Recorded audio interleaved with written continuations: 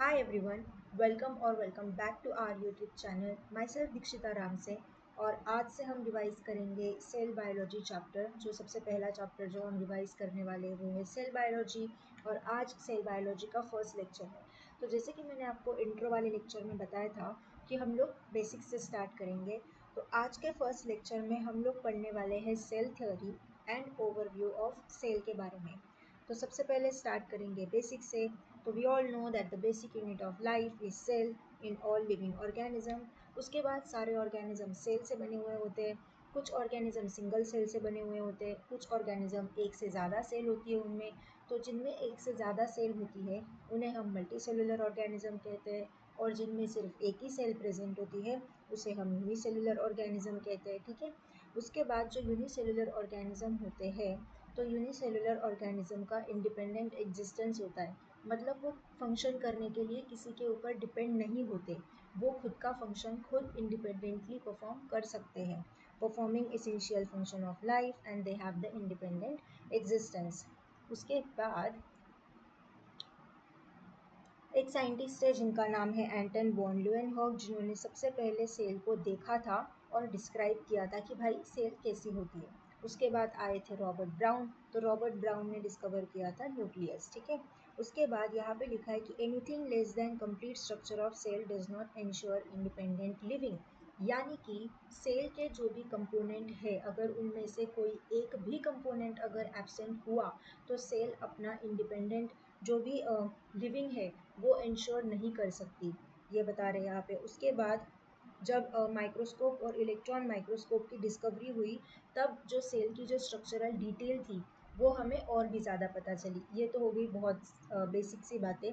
उसके बाद हम स्टार्ट करेंगे सेल थ्योरी से। ओके, तो सेल थ्योरी सबसे पहले ओके ये हाँ, सेल थ्योरी 1838 में सबसे पहले मैथस शिल्डन जो है जर्मन बॉटनिस्ट, उन्होंने एग्जामाइन किया था large number of plant cell, और उन्होंने ऑब्जर्व किया कि जो प्लांट सेल है वो डिफरेंट टाइप ऑफ सेल से बनी है, और जो सेल्स है वो टिश्यू बना रहे हैं आगे जाके। तो ये किन्होंने बताया? शिल्डन ने बताया, जो कि जर्मन बॉटनिस्ट थे।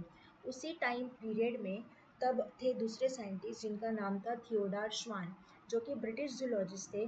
उन्होंने different type of animal cells को देखा और उन्होंने बताया कि एनिमल सेल में एक थिन लेयर प्रेजेंट होती है, और उन्होंने ये भी बताया कि based on studies on the plant tissue that the presence of cell wall, जो सेल वॉल है वो यूनिक कैरेक्टर होता है प्लांट सेल का, यानी कि एनिमल सेल में सेल वॉल एब्सेंट होती है, सिर्फ प्लांट सेल में प्रेजेंट होती है। ठीक है। उसके बाद तो इसी बेसिस पे श्वान ने ये एक second so on the basis of this श्वान ने प्रपोज किया एक हाइपोथेसिस कि जो भी सेल्स होती है, भले ही वो प्लांट में हो या फिर एनिमल में हो, तो जो नई सेल बन रही है वो प्रोडक्ट है सेल्स का, यानी कि hypothesis that the bodies of animal and plant cell are compose of cells and the product of cells. उसके बाद शिल्डन और श्वान ने मिलके दी थी सेल थ्योरी, लेकिन उन्होंने सेल थ्योरी तो दी, लेकिन उन्होंने ये नहीं बताया था कि नई सेल्स बन कैसे रही है। तो ये उनके थ्योरी का एक ड्रॉबैक था। उन्होंने सिर्फ बता दिया कि भाई उन्होंने सेल थ्योरी दे दी, लेकिन उन्होंने ये नहीं बताया कि नई सेल्स बनती कहाँ से है, कैसे बनती है, कहाँ से नहीं कैसे बनती है। उसके बाद आए थे एक नए साइंटिस्ट जिनका नाम है रुडोल्फ विर्चॉव 1855 में। उन्होंने सबसे पहली बार एक्सप्लेन किया कि सेल्स डिवाइड होती है और जो नई सेल्स बनती है वो उनके प्री एग्जिस्टिंग सेल से बनती है। ठीक है। तो उनके लैंग्वेज में उन्होंने एक स्टेटमेंट दिया था जो है ओमनीस सेल्यूला ई सेल्यूला, कि सेल डिवाइड होती है और जो नई सेल बन रही है वो उनके प्री एग्जिस्टिंग सेल से फॉर्म हो रही है। हाँ भाई, ये बात तो कुछ मतलब सेंस है इस बात में। ठीक है। तो उन्होंने क्या किया, जो शिल्डन और श्वान ने जो सेल थ्योरी दी थी उसको मॉडिफाई किया और सेल थ्योरी को एक फाइनल शेप देने का काम किया। तो आज के दौर में सेल थ्योरी को हम कैसे अंडरस्टैंड करते हैं कि जो भी लिविंग ऑर्गेनिजम्स है वो सेल से बने हैं और प्रोडक्ट ऑफ सेल से बने हैं, और all cells are arise from the pre existing cell. Okay, ये तो हो गया सेल थ्योरी के बारे में। उसके बाद हम देखेंगे ओवरव्यू ऑफ सेल। तो इनसाइड ईच सेल हर एक सेल के अंदर एक dense membrane bound structure present होता है जिसे हम न्यूक्लियस कहते हैं। न्यूक्लियस के अंदर क्रोमोसोम्स प्रेजेंट होते हैं और क्रोमोसोम्स यानी कि उनमें होता है आपका जेनेटिक मटेरियल जो कि डीएनए हो सकता है या फिर आरएनए भी हो सकता है। उसके बाद cells that have membrane bound nuclei, जिस भी न्यूक्लियस में मेम्ब्रेन प्रेजेंट होगी उसके बाहर तो वो कैरेक्टर्स हो जाता है यूकैरियोट का। और जिस भी न्यूक्लियस में मेम्ब्रेन जो कि न्यूक्लियर मेम्ब्रेन होती है वो अगर एब्सेंट होगी तो मतलब वो है आपकी प्रोकैरियोटिक सेल। ठीक है, तो जो मेन सबसे पहला डिफरेंस जिसके जिसके बेसिस पे हम प्रोकैरियोट और यूकैरियोट को डिफ्रेंशिएट करते हैं वो होती है प्रेजेंस और absence on the basis of presence और absence of the nuclear membrane. ठीक है, तो अगर न्यूक्लियर मेम्ब्रेन प्रेजेंट होगी मतलब वो यूकैरियोटिक सेल है, अगर न्यूक्लियर मेम्ब्रेन एब्सेंट होगी मतलब वो प्रोकैरियोटिक सेल है। ठीक है भाई, उसके बाद भले ही वो प्रोकैरियोटिक सेल हो या फिर यूकैरियोटिक सेल हो, दोनों के अंदर ही एक सेमी फ्लूइड मैट्रिक्स प्रेजेंट होता है जिसे हम साइटोप्लाज्म कहते हैं। ठीक है, तो साइटोप्लाज्म में बहुत सारी सेल्यूलर एक्टिविटीज़ भी प्रेजेंट सेल्यूलर एक्टिविटीज़ अकर होती है और बहुत सारी केमिकल रिएक्शंस भी होती है और सबसे ज़्यादा वॉल्यूम सेल का साइटोप्लाज्म ही ऑक्यूपाई करता है। ठीक है, उसके बाद न्यूक्लियस और साइटोप्लाज्म के अलावा साइटोप्लाज्म के अंदर यूकैरियोट में बहुत सारे सेल ऑर्गेनल्स भी प्रेजेंट होते हैं, जैसे कि हो गया आपका vacuole, ER, Golgi body, lysosome, mitochondria, microbodies, बहुत सारे ऑर्गेनल्स प्रेजेंट होते हैं। और प्रोकैरियोट में ये ऑर्गेनल प्रेजेंट नहीं होते, एब्सेंट होते प्रोकैरियोट में ये ऑर्गेनल्स। ठीक है, उसके बाद हम बात करेंगे थोड़ी सी राइबोसोम के बारे में, डिटेल में भी पढ़ेंगे आगे जाके, लेकिन ये ओवरव्यू है, सिर्फ बेसिक चीज़ें इसीलिए। तो राइबोसोम एक नॉन मेम्ब्रेन बाउंड ऑर्गेनल होता है, राइबोसोम में कोई भी मेम्ब्रेन नहीं होती।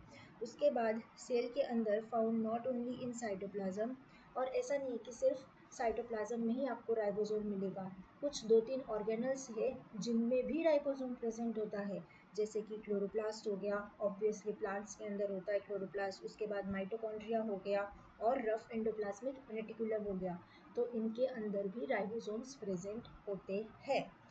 उसके बाद एनिमल्स में और एक non membrane bound organelle present होता है जिसे कहते हैं सेंट्रोजोम, जो कि सेल डिवीजन में हेल्प करवाता है। ठीक है, उसके बाद cells differ greatly in size, shape and activities. Obviously सारी सेल्स का साइज, शेप और एक्टिविटी सेम नहीं होंगी, तो अगर जैसे कि मैं शेप की बात करूँ तो इरेगुलर भी हो सकते हैं, थ्रेड लाइक हो सकते हैं, disc like, polygonal, columnar, cuboidal, अलग अलग शेप हो सकते हैं सेल के।